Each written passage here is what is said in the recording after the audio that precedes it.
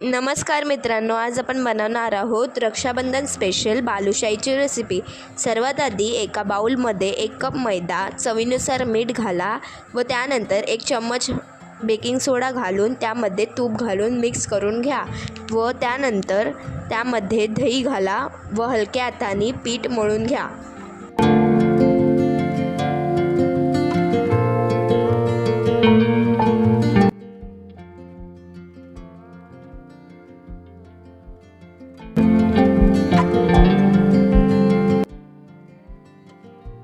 पिठाचा छोटा गोळा करून त्याला डोनटचा आकार देऊन घ्या।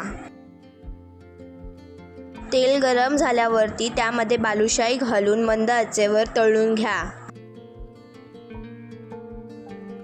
कढईमध्ये 1 कप साखर व अर्धा कप पाणी घालून व्यवस्थित मिक्स करून घ्या। त्यानंतर त्यामध्ये वेलची पूड घालून व्यवस्थित मिक्स करा।